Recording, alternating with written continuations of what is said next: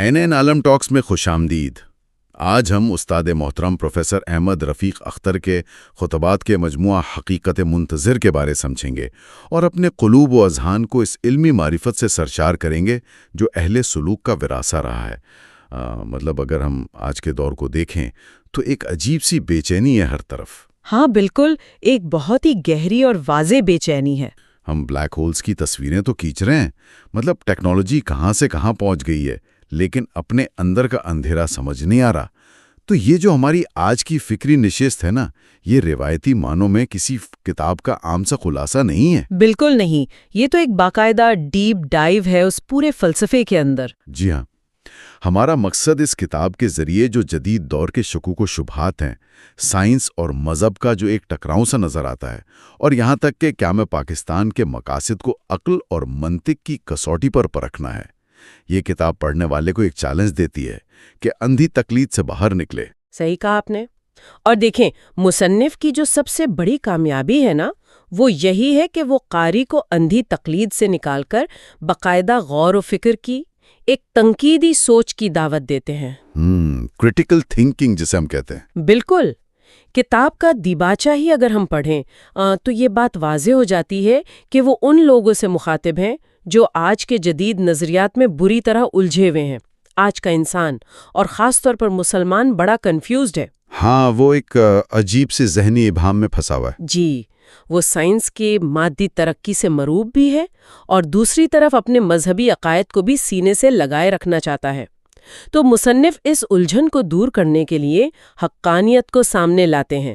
وہ کہتے ہیں کہ جامد سوچ نہ رکھو، کھلی آنکھوں سے اور عقل کی بنیاد پر سوال کرو۔ اچھا، چلیں اس الجھن کے بنیادی سبب کو تھوڑا کھول کر سمجھتے ہیں۔ آج کل ہم جس دور میں جی رہے ہیں، اسے معلومات کا دور کہا جاتا ہے۔ ہر بندے کے ہاتھ میں ایک موبائل ہے جس میں پوری دنیا کی لائبریریاں سمٹ آئی ہیں۔ ہاں، معلومات کا تو جیسے ایک نہ رکنے والا سیلاب آیا ہوا ہے۔ بالکل، لیکن حیرت کی بات یہ ہے کہ اس سیلاب میں غرق ہونے کے باوجود آج کا انسان شاید تاریخ میں سب سے زیادہ فکری انتشار کا شکار ہے۔ میں اس کو اس طرح دیکھتا ہوں، ایک مثال ذہن میں آ رہی ہے۔ جی بتائیے۔ انسانی عقل جو ہے نا، وہ ایک انتہائی تیز رفتار ٹرین کی طرح ہے، اور وہ معلومات اور سائنس کی پٹری پر پوری قوت سے دوڑ رہی ہے۔ لیکن ایک مقام ایسا بھی تو آتا ہوگا جہاں یہ پٹری اچانک ختم ہو جاتی ہے۔ زبردست تشبیہ ہے۔ اور جب پٹری ختم ہو جائے تو اس ٹرین کا اور اس پر سوار انسانی ذہن کا پھر کیا بنتا ہے؟ بہت ہی کمال کا سوال ہے، اور مصنف نے اس کتاب میں بالکل اسی مقام، عقل کی جو حتمی حد ہے، اس کی نشاندہی بڑی تفصیل سے کی ہے۔ اگر ہم تاریخ پر نظر دوڑائیں تو یونانی فلاسفرز کی مثال ہمارے سامنے سب سے نمایاں ہے۔ ارسطو اور افلاطون اور سقراط وغیرہ۔ جی بالکل، انہوں نے سوچ اور منطق کے گھوڑے وہاں تک دوڑائے جہاں تک انسانی تخیل کی اڑان جا سکتی تھی۔ انہوں نے مادی دنیا کو سمجھا، اخلاقیات پر بات کی، کائنات کے نظام کو طبعی قوانین کے تحت سمجھنے کی شاندار کوششیں کی۔ لیکن پھر کیا ہوا؟ ان کی ٹرین بھی رک گئی۔ بالکل، وہ بھی ایک خاص مقام پر آ کر رک گئے۔ ایسا کیوں ہوا؟ کتاب یہ واضح کرتی ہے کہ عقل صرف اس چیز کا تجزیہ کر سکتی ہے جو ہمارے حواس خمسہ کے دائرے میں آتی ہو۔ عقل مادی دنیا کو تو سمجھ لیتی ہے، لیکن جب بات مادی دنیا سے آگے کی ہو تو؟ ہاں، جب مابعد الطبیعات کی بات آتی ہے نا، یعنی ان حقائق کی جو مادی دنیا سے ماوراء ہیں، تو عقل کی پٹری واقعی ختم ہو جاتی ہے۔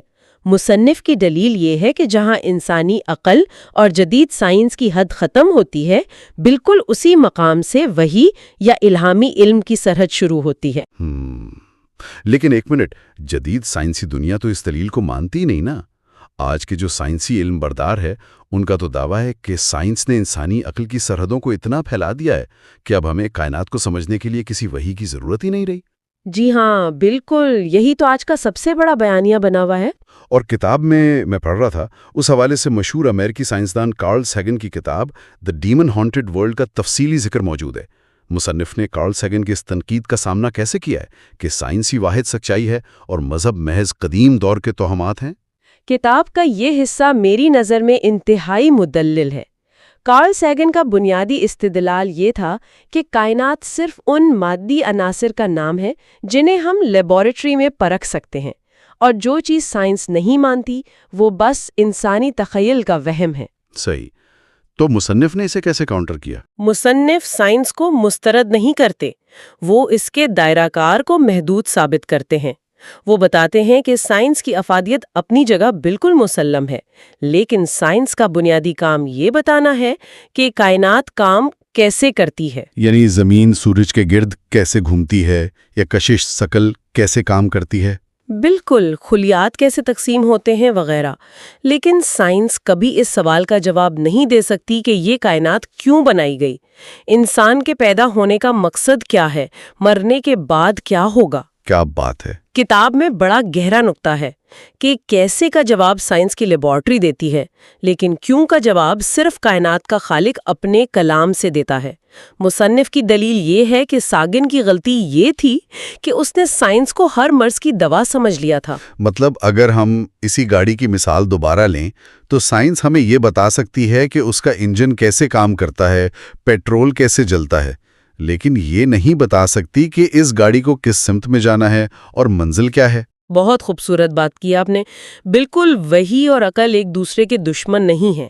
جہاں عقل جواب دے جاتی ہے، وہی وہاں سے انگلی پکڑ کر آگے لے جاتی ہے۔ جب انسان اپنی عقل کی حد کو مان لیتا ہے نا، تبھی وہ الہامی رہنمائی کو قبول کرنے کے قابل ہوتا ہے۔ صحیح۔ چلیں اس کائناتی اور سائنسی بحث سے نکل کر نا تھوڑا زمینی حقائق اور اپنی تاریخ کی طرف آتے ہیں۔ کتاب کے باب پاکستان اور اسلام میں مصنف نے اس پوری فلسفیانہ بحث کو بر صغیر کے مسلمانوں کی عملی جدوجہد اور پاکستان بننے کے ساتھ جوڑ دیا ہے۔ جی، اور یہ ایک بہت ہی اہم کنیکشن ہے۔ ہاں نا، اور یہاں بات واقعی بہت دلچسپ ہو جاتی ہے۔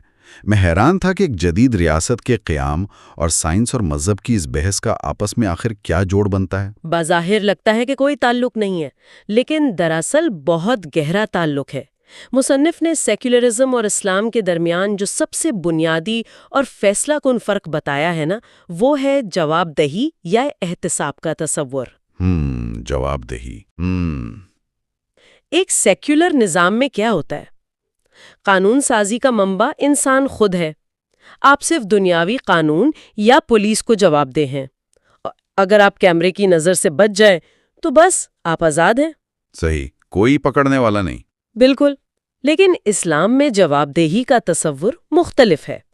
مسلمان کا بنیادی عقیدہ یہ ہے کہ وہ اس کائنات کے خالق اور مالک کو جواب دہ ہے، جو دلوں کے بھید تک جانتا ہے۔ یہ ایک داخلی اور ہمہ گیر قسم کی روحانی جواب دہی ہے۔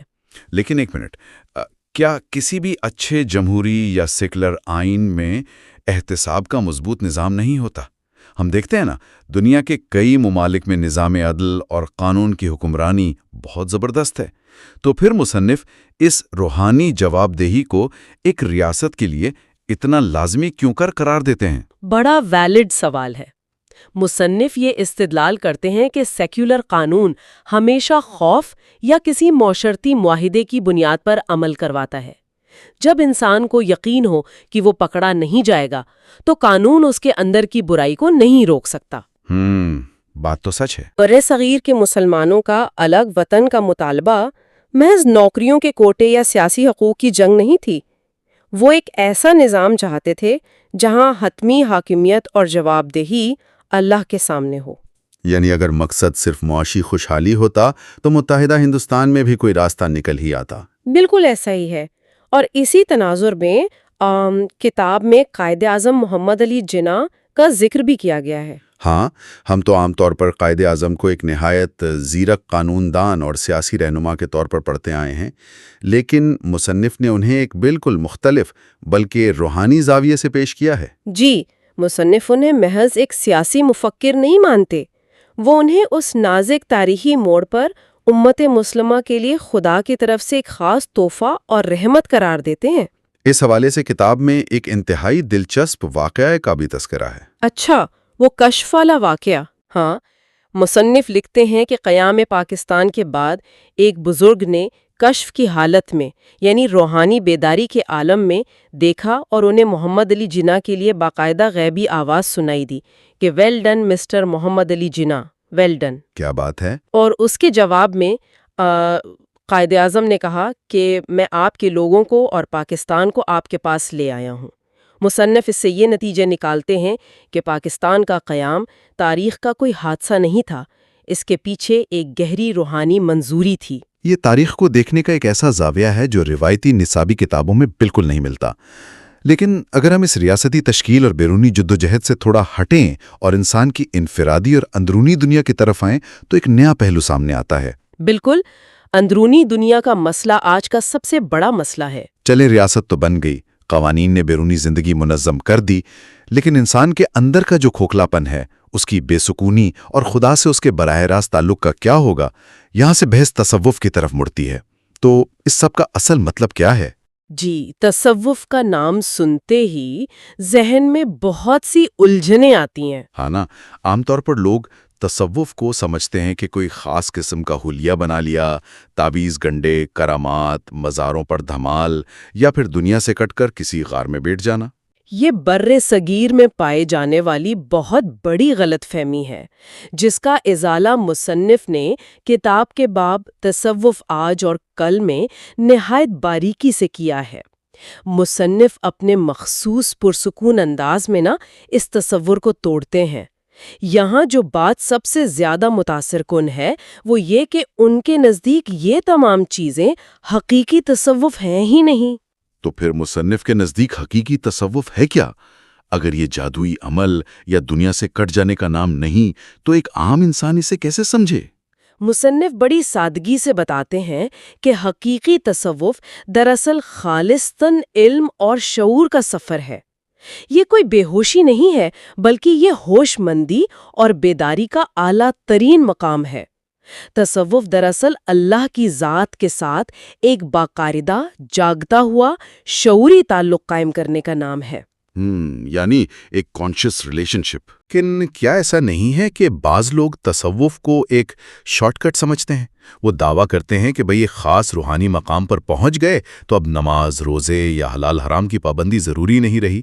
کیا شریعت چھوڑ کر سیدھا تصوف مل سکتا ہے؟ مصنف نے اس نام نہاد روحانیت کی بڑی سختی سے اور دو ٹوک الفاظ میں تردید کی ہے۔ کتاب میں واضح کیا گیا ہے کہ دین کی عمارت کی بنیاد ہی شریعت ہے۔ نماز، روزے اور اخلاقیات کے بغیر تصوف کا کوئی وجود ہی نہیں ہے۔ یعنی شریعت کے بغیر تصوف بس ایک دھوکہ ہے۔ 100%۔ تصوف تو دراصل اسی شریعت کی پابندی کو انتہائی خلوص، محبت اور شعور کے ساتھ ادا کرنے کا نام ہے۔ جو شخص بنیادی احکامات کا پابند نہیں، اس کا اللہ کے قرب سے کیا واسطہ؟ یہ بات بہت سی الجھنوں کو دور کر دیتی ہے، لیکن مصنف اس روحانی تعلق کو جدید دور کے انسان کے لیے اتنا ضروری کیوں کہہ رہے ہیں؟ آج کے انسان کے پاس تو ہر وہ مادی سہولت ہے جس کا ہم پہلے تصور بھی نہیں کر سکتے تھے۔ دیکھیں، جدید ٹیکنالوجی نے ہمیں سہولیات تو دی ہیں، بیماریاں ختم کی ہیں، لیکن اس نے انسان کے اندر سے سکون چھین لیا ہے۔ اس دور کے انسان کے اندر جو ایک نامعلوم خوف اور تنہائی آ گئی ہے اس کا علاج کسی لیبارٹری کی دوائی میں نہیں ہے۔ مصنف کے نزدیک اس بے چینی کا واحد علاج اسی سچے شعوری تعلق میں ہے۔ صحیح۔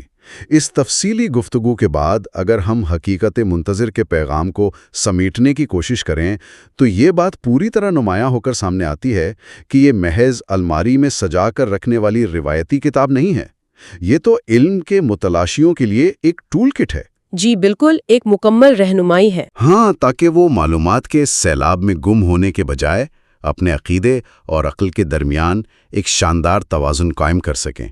یہ کتاب ہمیں سکھاتی ہے کہ دین کوئی اندھا عقیدہ نہیں، بلکہ بیدار دماغ اور مسلسل غور و فکر کا راستہ ہے۔ بالکل ایسا ہی ہے، اور کتاب کے اس پورے فکری سفر کو سامنے رکھتے ہوئے میں آڈیو کے اختتام پہ ایک ایسا سوال ضرور چھوڑنا چاہوں گی جو موجودہ دور کے انسان کے لیے ایک آئینے کی حیثیت رکھتا ہے۔ جی بالکل، ضرور بتائیے۔ آج ہم کائنات کی وسعتوں کو ناپنے کے لیے طاقتور ترین دوربینیں تو بنا چکے ہیں، ہم نے سائنس کی معراج کو چھو لیا ہے، لیکن کیا ہم نے کبھی سوچا ہے کہ اگر ہماری عقل ہمیں کائنات کے خالق تک نہیں پہنچا سکتی تو کیا یہ جدید سائنسی دور کا انسان قدیم دور کے جاہل انسان سے واقعی کچھ مختلف ہے؟ کیا ہم ٹیکنالوجی اور مادی ترقی کی پوجا کو ہی اپنا نیا مذہب تو نہیں بنا بیٹھے؟ بہت ہی گہری اور دلائل پر کھڑی بات ہے یہ واقعی۔